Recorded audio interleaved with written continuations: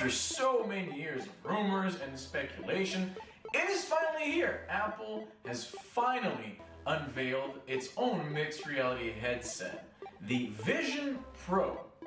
And I think it's going to flop something fierce, but well, what do I know? Let's discuss. Now, for a very long time, people have argued that VR, and I guess this is the thing about this headset, it's not just VR, and in fact, it could be argued it's not even primarily for VR. What Apple is pushing here is what they're calling spatial computing, which is really just a fancy term for mixed reality. They're trying to make it sound like they came up with this concept. Very interesting, very Apple-like. But to what I was saying in the beginning, people have argued that VR, or mixed reality, whatever you want to call it, this technology has been missing a certain iPhone moment, the transformative point in time when a company puts so much effort into such a refined product that is both so useful and so cool to the final consumer that people just can't help it and they just want to fork over their money and jump right into the coolest thing. I would argue that the original Oculus Quest, back when it was still called the Oculus Quest, was that iPhone moment. It was a relatively inexpensive VR headset compared to the alternatives you had at the time. It didn't require a computer, just complete virtual reality freedom. In my estimation, that was the iPhone moment of the VR industry. But I guess some people want the actual Apple pedigree for this to count as an iPhone metaphor. So, well, there you go. Perhaps this is VR's or slash MR's iPhone moment. I wish it was a better one. The Vision Pro is, by all accounts, a very impressive piece of hardware. It packs all the state-of-the-art stuff you would expect from something like this from Apple. So there's an M2 processor, there's something called the R1 chip also there to help push these graphics. They're claiming that the R1 chip is going to create much lesser latency than what's been tried before with something like this, so I guess we'll see. But I tend to trust Apple. Say what you want about them. Their devices usually work really well, and this is why they are usually a little bit late to the party when it comes to certain tech. It seems that Apple needs to see what everybody else is doing, let them figure out what's not working well, and then finally when they show their version of that technology, it tends to be a pretty polished experience. And I say this as I'm not an Apple fanboy. I was one when I was younger. I still use, iPads. I don't have iPhones anymore. I'm more of an Android guy when it comes to phones. But even I must admit that the experience that Apple offers usually is really, there's a reason for the price. And in this case, the price really is the sticking point. It's what I think ruins the potential of this thing. So it looks pretty impressive. It has all the interesting features you would want. It blows everything else out of the water, for sure. My aging Quest 2 doesn't even compare. But it's going to cost, the base model, mind you, $3,500. Okay, so clearly this isn't for everyone, and I get that. This device seems to be less Oculus Quest competitor and more of a HoloLens, the Microsoft equivalent. I don't know, man. Meta themselves tried something similar. A very expensive mixed reality headset that's geared more towards the enterprise end of the spectrum. And we all know how that went down. It was not really a popular device, and I don't think I'm wrong in saying that most of us are far more excited for the Oculus Quest 3 coming out later this year than the Quest Pro. I gotta be honest with you, this whole idea of offering an enterprise mixed reality solution is, in my estimation, the stupidest way to sell this technology, the most unimaginative way. You're telling me you came up with a magical device that blurs the line between this horrible reality we live in and allows me to quite literally step into a virtual world completely limitless. And the best thing you can think to use that with is f***ing Excel spreadsheets floating around your physical space as if work didn't intrude with your life enough. It's so weird. Fine, you want to make it an enterprise device? I get it. I'm assuming there's got to be a market for it because I'm just some idiot and they're Apple. If they're putting billions, I must assume it must be billions, into developing this thing, they probably know better than me, right? But that would be assuming these billion-dollar companies never make mistakes, and, well, we know that ain't true either. Look, fine, it's supposed to be an enterprise device. It's not for me. I'm not gonna be playing contractors on this thing. I get it.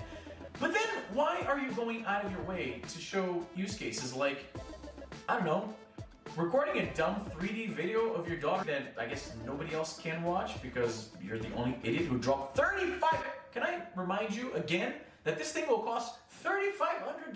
Look, I could be wrong. God knows I have been wrong quite a few times. But I would be willing to stake my non-existent reputation on my assumption that this thing is not going to do really well. I suspect, okay, I mean, this is me putting my tinfoil hat on, right? But I think what we're going to see is very limited stock, leading to a perpetual state of being sold out, which is going to make a lot of people think this thing is really hot because apparently it's selling out a bunch. This is what we'll see, I think. Mark my words, right? First they're going to announce that it's selling out everywhere. Then somebody's going to do the numbers and realize that they're not sending that many units to stores. They're not making that many.